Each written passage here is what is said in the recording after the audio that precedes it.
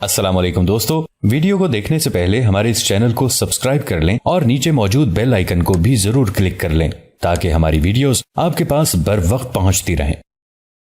سلوانوس نے کہا، میں سب کچھ جانتا ہوں، اچھی طرح سمجھتا ہوں کہ شہزادی ہیلن سے شادی کا خیال حماقت اور نادانی ہے، مگر دل پر تو میرا اختیار نہیں ہے۔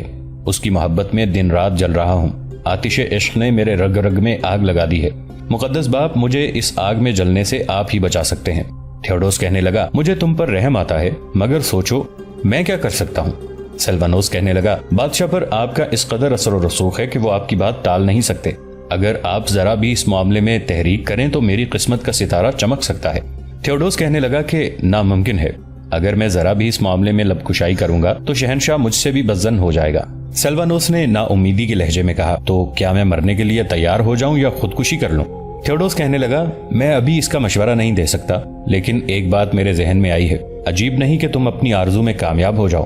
سلوانوس کو ڈھارس بندی، اس نے دریافت کیا، وہ کیا بات ہے؟ تھیوڈوس بولا، ابھی میں اسے بیان نہیں کروں گا، تم یہ بتاؤ کہ کیا تم جنگ پر جانا پسند کرو گے؟ سلوانوس کہنے لگا، اگر گوہر مقصود جنگ پر جانے سے حاصل ہو سکے تو ضرور جاؤں گا۔ تھیوڈوس کہنے لگا، اگر تم نے داد شجاعت لے کر ناموری حاصل کر لی، وہ ناموری جس کو میں چاہتا ہوں، تو اطمینان رکھو کہ شہزادی ہیلن تمہاری ہوگی۔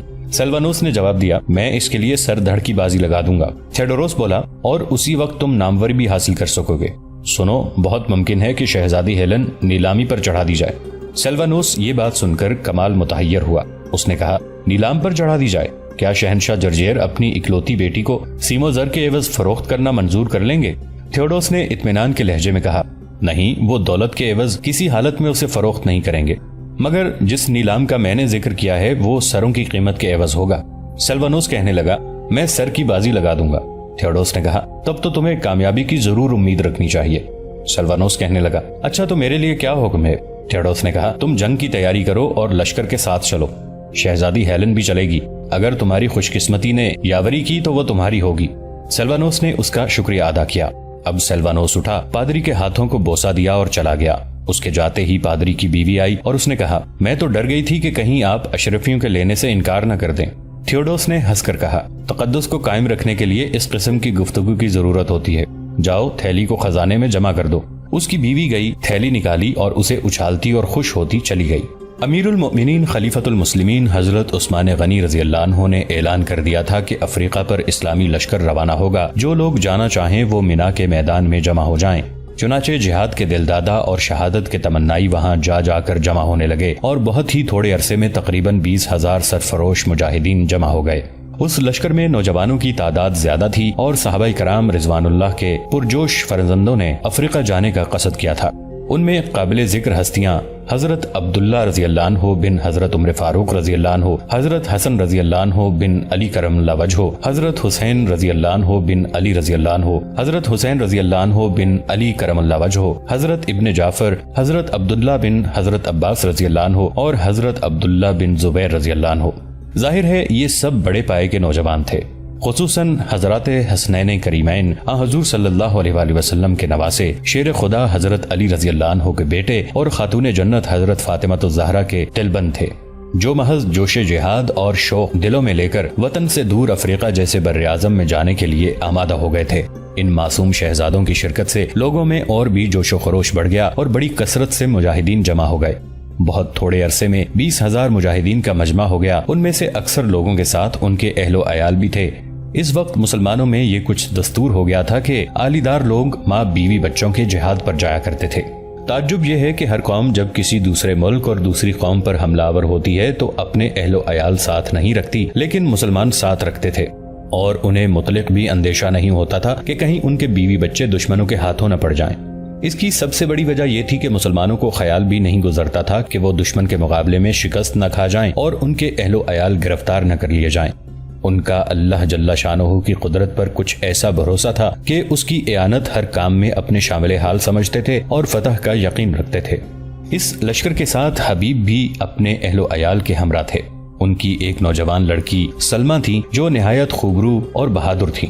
اس کی منگنی سرور سے ہو چکی تھی، عنقریب ہی شادی ہونے والی تھی کہ افریقہ کی جنگ پیش آ گئی اور سرور قاصد بنا کر پہلے بھیجے گئے، اور اب حبیب بھی اپنی پری جمال بیٹی سلمہ کے ساتھ افریقہ کی روانگی پر تیار ہو گئے۔ جب امیر المؤمنین حضرت عثمان غنی رضی اللہ عنہ کو معلوم ہوا کہ لشکر کی تعداد 20,000 تک پہنچ گئی ہے تو انہوں نے حکم بھیجا کہ جمعہ کی نماز پڑھتے ہی یہ لشکر روانہ کر دیا جائے گا۔ جمعرات کو یہ حکم صادر ہوا۔ مدینہ منورہ کے لوگ مجاہدین کی تواضع کے لیے ٹوٹ پڑے۔ ہر شخص حسب حیثیت تحائف لے کر مینا کے میدان میں پہنچ گیا اور مجاہدین کی مدارات کرنے لگا۔ امیر المؤمنین حضرت عثمان غنی رضی اللہ عنہ نے یہ بھی اعلان کر دیا تھا کہ جمعے کی نماز مینا کے میدان میں ہی پڑھی جائے گی۔ چنانچہ دوسرے روز صبح سے پہلے ہی مدینے کے باشندے اس میدان میں امڑ آئے تھے۔ جنگل میں منگل ہو گیا تھا۔ ریتلے میدان میں دور دور تک انسان پھیل گئے تھے۔ ان میں مرد بھی تھے اور بچے بھی، جوان بھی تھے اور بوڑھے بھی۔ کچھ عورتیں بھی تھیں جو سر سے پاؤں تک چادروں میں لپٹی ہوئی اپنے عزیزوں کو رخصت کرنے آئی تھیں۔ عرب گرم ملک ہے۔ ہندوستان کی بنسبت وہاں زیادہ گرمی پڑتی ہے، اس لیے آفتاب کے طلوع ہونے اور ذرا بلند ہونے پر تمازت بڑھ جاتی ہے اور سفید شعاعیں ریت کے ذروں پر پڑ کر آنکھوں کو خیرہ کرنے لگتی ہیں۔ چنانچہ 4 گھڑی دن چڑھتے ہی دھوپ میں چمک اور گرمی آ گئی، لیکن مسلمان ان دونوں چیزوں کے عادی تھے، انہیں ان سے ذرا بھی تکلیف نہ ہوئی۔ آج کسی قدر ہوا چل رہی تھی اور ہوا کے جھونکے مجاہدین کی اباؤں کے لمبے لمبے دامنوں سے چھیڑخانی کر رہے تھے۔ دوپہر کو سب نے اسی میدان میں بیٹھ کر کھانا کھایا۔ چونکہ 40-50 ہزار آدمی جمع ہو گئے تھے، اس لیے کئی میل کی دوری میں پھیل گئے تھے۔ جس طرف اور جہاں تک نظر جاتی تھی یا تو مجاہدین نظر آتے تھے یا انہیں رخصت کرنے والے۔ یوں تو مرد اور عورتیں سب ہی اس وقت خوش تھے، لیکن سب سے زیادہ مسرور بچے تھے۔ وہ ادھر ادھر دوڑے دوڑے پھر رہے تھے اور ان بچوں سے ملتے پھر رہے تھے جو اپنے والدین کے ساتھ جہاد پر جا رہے تھے۔ تھوڑی ہی دیر میں امیر المؤمنین حضرت عثمان غنی رضی اللہ عنہ تشریف لے آئے۔ آپ کے ساتھ شیر خدا حضرت علی المرتضی رضی اللہ عنہ، حضرت ابو ذر غفاری رضی اللہ عنہ، عمر بن عاص رضی اللہ عنہ، حضرت طلحہ رضی اللہ عنہ اور حضرت زبیر رضی اللہ عنہ تھے۔ حضرت عثمان غنی رضی اللہ عنہ مجاہدین اور ان کی تواضع کرنے والوں کو دیکھ کر نہایت مسرور ہوئے۔ چونکہ اب دوپہر ڈھلنے لگی تھی، اس لیے کئی آدمیوں نے مل کر اذان دی۔ اذان کی آواز سنتے ہی تمام مسلمانوں نے سارے کام چھوڑ دیے اور سب نے جلدی جلدی وضو کرنے شروع کر دیے۔ بچے بھی وضو کرنے لگے اور ایک طرف عورتوں نے بھی جمع ہو کر وضو کرنا شروع کر دیا۔ وضو سے فراغت کر کے سب ایک وسیع میدان میں جمع ہوئے۔ حضرت عثمان غنی رضی اللہ عنہ اونٹ کے شلمیتے پر کھڑے ہوئے اور خطبہ پڑھا۔ خطبہ ختم کر کے مصلی پر آئے۔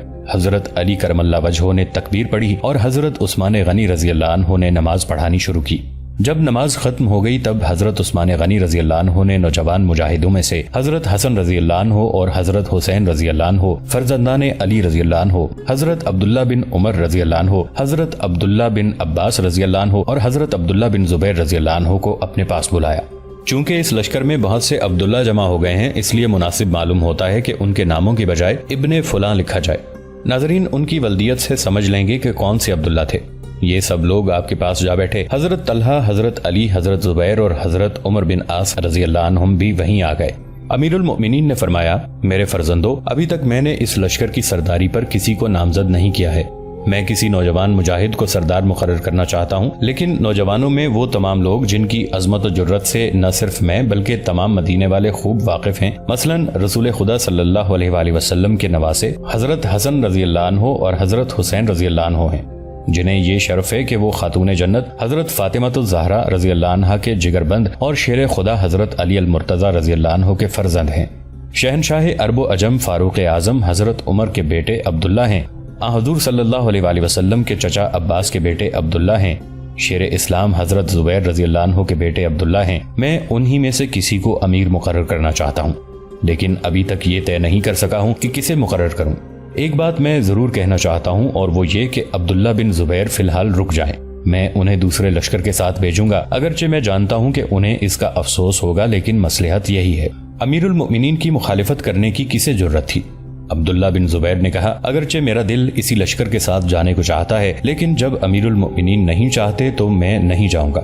حضرت عثمان غنی رضی اللہ عنہ فرمانے لگے، میرے فرزند، میں تمہیں دوسرے لشکر کے ساتھ عنقریب بھیجوں گا۔ اچھا، تو اب یہ طے کرنا ہے کہ اس لشکر کا سردار کون ہوگا۔ حضرت حسن رضی اللہ عنہ نے کہا، میرے دل میں افسری اور امارت کا خیال کبھی پیدا نہیں ہوا اور نہ انشاءاللہ تعالی ہوگا۔ میں ابو تراب کا فرزند ہوں۔ میرے محترم باپ نے بھی کبھی افسر اور امیر بننے کی خواہش نہیں کی۔ میرے دل میں تمنا نہیں ہے۔ مخدوم وہی بن سکتا ہے جو اپنے ساتھیوں کی سب سے زیادہ خدمت کرے۔ میں اس کا اہل نہیں ہوں، اس لیے سردار کے انتخاب میں میرا نام نہ لیا جائے تو نہایت مناسب ہو۔ حضرت علی رضی اللہ عنہ نے خوش ہو کر کہا، میرے لخت جگر، تم نے بالکل ٹھیک کہا اور اس وقت میرے جذبات کی ترجمانی کی ہے۔ ماننے والوں کے لیے عمارت کانٹوں کا تاج ہے، سردار سے سپاہی بننا آسان اور اچھا ہے۔ حضرت عثمان رضی اللہ عنہ نے حضرت علی رضی اللہ عنہ کو روک کر کہا، ٹھہریے، آپ اپنے بچوں کو یہ ترغیب اور تعلیم نہ دیں کہ وہ سرداری قبول نہ کریں۔ آپ نہیں جانتے کہ ان جگر بندان بطول کی کس قدر عزت اور محبت میرے اور تمام مسلمانوں کے دلوں میں ہے۔ حضرت علی رضی اللہ عنہ فرمانے لگے، مجھے معلوم ہے اور میں مسلمانوں اور آپ کا بے حد مشکور ہوں، لیکن حقیقت یہ ہے کہ جس طرح میں خود مسلمانوں کا خادم رہنا پسند کرتا ہوں، اسی طرح اپنی اولاد کو چاہتا ہوں۔ اگر آپ میری رائے لیں تو عبداللہ بن عمر کو سرداری کے لیے موزوں سمجھتا ہوں۔ حضرت عثمان غنی رضی اللہ عنہ فرمانے لگے، مگر میں ان نوجوانوں سے دریافت کرنا چاہتا ہوں۔ حضرت حسن رضی اللہ عنہ فرمانے لگے، چونکہ حضرت عبداللہ مجھ سے عمر میں بڑے ہیں اور زیادہ پرہیزگار اور بہادر ہیں، اس لیے وہی سرداری کے مستحق ہیں۔ حضرت عبداللہ بن عمر نے کہا، مگر جس لشکر میں رسول خدا صلی اللہ علیہ وآلہ وسلم کے نواسے، آپ صلی اللہ علیہ وآلہ وسلم کی پیاری بیٹی خاتون جنت کے بیٹے اور شیر خدا باب العلم حضرت علی کرم اللہ وجہہ کے نور نظر ہوں، میں کیسے اس لشکر کی سرداری قبول کر سکتا ہوں؟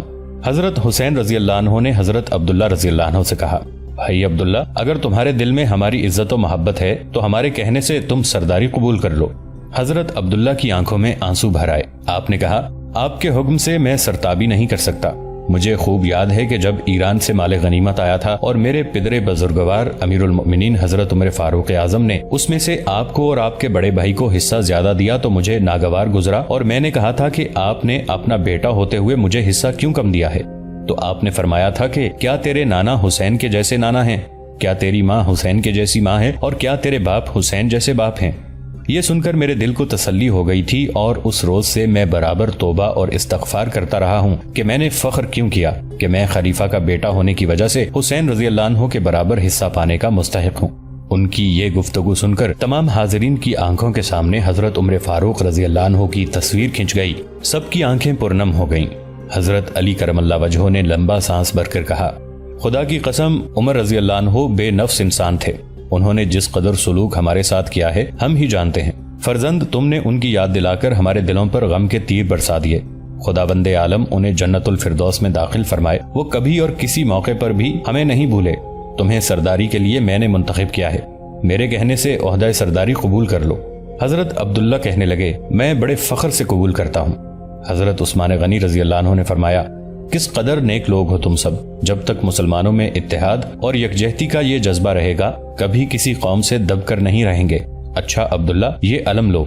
یہ کہتے ہی انہوں نے علم اکھاڑا جو مسلح کے قریب گڑا ہوا تھا اور عبداللہ کی طرف بڑھا دیا۔ حضرت عبداللہ بن عمر رضی اللہ عنہ نے بڑھ کر علم ہاتھ میں لیا۔ حضرت حسن رضی اللہ عنہ اور حضرت حسین رضی اللہ عنہ نے اللہ اکبر کا نعرہ لگایا۔ تمام مسلمانوں نے اس نعرہ تکبیر کی تکرار کی اور اللہ اکبر کی پرشور آواز سے منا کا وسیع میدان گونج اٹھا۔ عبداللہ نے علم ہاتھ میں لے کر اور اس کے پھریرے کو اڑایا۔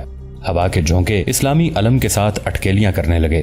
حضرت عثمان غنی رضی اللہ عنہ نے عبداللہ رضی اللہ عنہ کو بیٹھنے کا اشارہ کیا۔ وہ علم ہاتھوں میں لے کر بیٹھ گئے اور تمام لوگ خاموش ہو کر سننے لگے کہ اب امیر المؤمنین کیا فرماتے ہیں۔ حضرت عثمان غنی رضی اللہ عنہ اس شلیتے پر چڑھے جس پر چڑھ کر انہوں نے خطبہ پڑھا تھا، اور ذرا بلند آواز سے کہا، یا ایھا المجاہدین، یعنی اے مجاہدین اسلام، میں حمد و تعریف کرتا ہوں اس خدائے خالق و رازق کی جس نے دنیا جہان کو پیدا کیا ہے، جو آگ کے سمندر میں بھی جانور کو زندہ رکھتا اور روزی دیتا ہے، اور پتھر کے اس کیڑے کو بھی رزق دیتا ہے جو ہماری تمہاری نظروں سے مستور پتھر کے اندر چھپا رہتا ہے۔ اور تعریف و ثنا کرتا ہوں حضرت محمد صلی اللہ علیہ وآلہ وسلم کی، جنہوں نے دنیا میں آ کر کفر و جہالت کی تاریکی دور کی اور نور وحدت سے دنیا کو منور کر دیا۔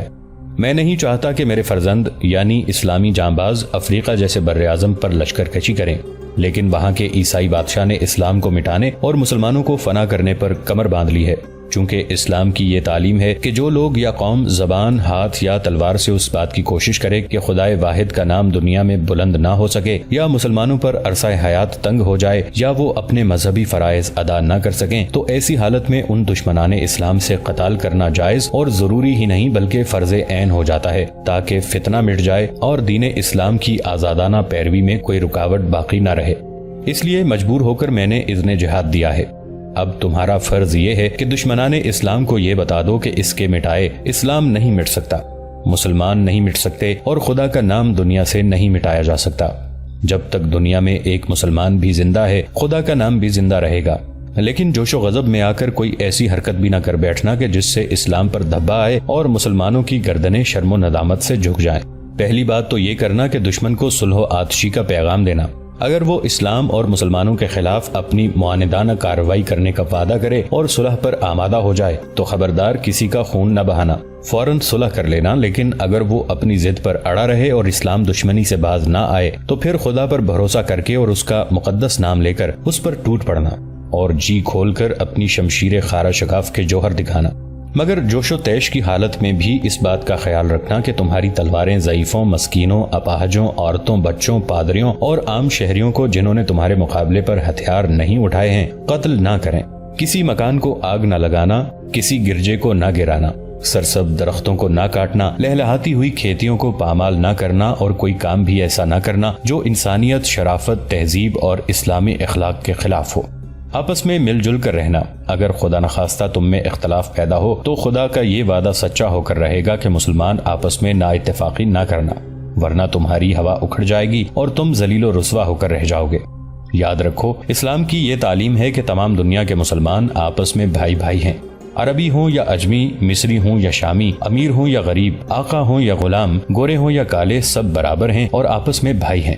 اگر کسی معاملے میں اختلاف ہو جائے تو مجلس مشاورت منعقد کر کے کثرت رائے سے فیصلہ کر لینا۔ نماز کسی حالت میں نہ چھوڑنا، بے نمازی مسلمان کہلانے کا مستحق ہی نہیں۔ اللہ نے کلام پاک میں فرمایا ہے کہ جو لوگ اپنی نمازوں کی حفاظت کرتے ہیں وہی جنت میں عزت سے رہیں گے۔ گویا خدا نے صاف طور پر فرمایا ہے کہ جنت نمازیوں کے لیے ہے۔ ایک اور جگہ قرآن شریف میں پروردگار عالم نے دوزخیوں کے متعلق ارشاد فرمایا ہے کہ یعنی جب بے نمازیوں سے پوچھا جائے گا کہ کس بات نے تمہیں دوزخ میں لا ڈالا تو وہ افسوس کر کے کہیں گے کہ ہم مسلمان یعنی نمازیوں میں سے نہ تھے۔ مسلمانوں، نماز ایک وقت کی بھی قضا نہ کرنا۔ قیامت کے روز سب سے پہلے نماز ہی کے بارے میں پوچھا جائے گا۔ جو لوگ نماز نہ پڑھیں گے یا پڑھنے میں سستی کریں گے اس روز وہ پچھتائیں گے، لیکن اس وقت پچھتانے سے کچھ نہیں ہوگا۔ اچھا، اب کوچ کی تیاری کرو۔ میری دعا ہے خدا تمہیں فتح عطا فرمائے۔ نصر من اللہ و فتح قریب، یعنی خدا کی مدد ہمارے شامل حال ہو اور خدا تمہیں فتح دے۔ تمام مسلمانوں نے یہ سن کر اللہ اکبر کا پرشور نعرہ لگایا اور مجاہدین اٹھ اٹھ کر اپنے اپنے جائے قیام کی طرف کوچ کرنے کے لیے روانہ ہوئے۔ اونٹوں پر شغدف اور محمل باندھے گئے، گھوڑوں پر زین کسے گئے اور مجاہدین کھجوروں کے تھیلے اور پانی کے مشکیزیں حمائل کر کے مسلح ہو کر گھوڑوں کی باگیں ہاتھوں میں لے کر قطار در قطار دور تک کھڑے ہو گئے۔ چونکہ ان کی روانگی کا وقت قریب آ گیا تھا، اس لیے وہ مدینہ کے باشندے جو انہیں تحائف دینے اور رخصت کرنے کے لیے آئے تھے، جو چیزیں ان کے پاس رہ گئی تھیں مجاہدین کو دیتے اور کھلاتے جاتے تھے۔ رخصت کرنے والوں میں بچے بھی تھے اور وہ اپنے ہمسن بچوں کو جو کچھ ان کے پاس تھا کھلا رہے تھے۔ آج کل کے بچوں کا وتیرہ یہ دیکھنے میں آتا ہے کہ وہ اپنی چیز کسی کو نہیں دیتے، خصوصاً کھانے پینے کی چیزوں سے اس قدر رغبت رکھتے ہیں کہ شکم سیر ہونے پر بھی دوسرے بچوں اور بڑوں کو دینے پر رضامند نہیں ہوتے۔ لیکن اس زمانے کے بچے تھے کہ اچھی سے اچھی چیزیں ان بچوں کو کھلا رہے تھے جو میدان جنگ میں جانے والے تھے۔ اس کی وجہ صرف یہی سمجھ میں آتی ہے کہ اس زمانے کے ہم بڑے آدمی دل تنگ واقع ہوئے ہیں۔ چونکہ ہم خود کسی کو کوئی چیز دینا گوارا نہیں کرتے، اس لیے ہماری دیکھا دیکھی بچے بھی نہیں دیتے۔ مسلمان عرب سے ہندوستان آئے ہیں اور عرب والے مہمان نوازی میں مشہور ہیں۔ دنیا بھر میں کوئی قوم ایسی متواضع نہیں ہے جیسی عربوں کی ہے۔ کسی عرب کے خیمے یا مکان پر کوئی شخص پہنچ جائے، اس میں جاننے یا نہ جاننے کی کوئی پرسش نہیں ہے۔ خیمے کا مالک یا مالک مکان اس نووارد کو مہمان سمجھ کر اس طرح مدارت کرے گا جیسے وہ عرصے سے اس سے واقف ہے۔ چاہیے تو یہ تھا کہ ہم مسلمانوں میں مہمان نوازی کی وہی خوب باقی رہتی جو ہمارے اسلاف میں تھی، لیکن دیکھا یہ جاتا ہے کہ اگر شہر کے مسلمان کسی مسافر کو دیکھ لیتے ہیں تو آنکھیں چرا کر نکل جاتے ہیں، اور اگر کوئی جان پہچان والا نظر آ جاتا ہے تو اس کے لیے روح خشک ہو جاتی ہے کہ وہ ان کے گھر ہی قیام نہ کر دے۔ ہم مسلمانوں کی اس کوتاہ نظری اور مسافروں اور مہمانوں سے بچنے اور ڈرنے کا یہ اثر ہوا ہے کہ خدا نے اپنی نعمتیں ہم سے چھین لی ہیں۔ نہ ہم میں اتفاق رہا ہے، نہ ہمدردی رہی ہے، نہ اخلاص رہا ہے، نہ مروت رہی ہے، اور ہم بالکل بیگانہ ہو گئے ہیں۔ شہر والوں سے دیہات والوں کی حالت کسی قدر اچھی ہے، ابھی ان میں مہمان نوازی کی عادت باقی ہے اور اسی لیے ان میں اتفاق و اتحاد، خلوص و مروت نظر آتی ہے۔ کاش مسلمان سمجھیں کہ مہمان نوازی میں بڑی برکت ہے۔ خدا مہمان کے لیے غیب سے میزبان کو رزق مہیا کرتا ہے۔ مہمان کے آنے سے پہلے اس کا رزق آ جاتا ہے، لیکن اس کے لیے خلوص اور نیک نیتی کی ضرورت ہے۔ دوستو، آج کے لیے اتنا ہی۔ اسی کہانی کی اگلی قسط کے ساتھ بہت جلد آپ کی خدمت میں حاضر ہوں گے۔ نیچے کامنٹ سیکشن میں اپنی رائے کا اظہار ضرور کیجیے گا۔ ہمارے اس چینل کو سبسکرائب کر کے نیچے موجود بیل آئیکن کو بھی ضرور کلک کیجیے گا۔ اگلی ملاقات تک کے لیے ہمارا اور آپ کا اللہ نگہبان۔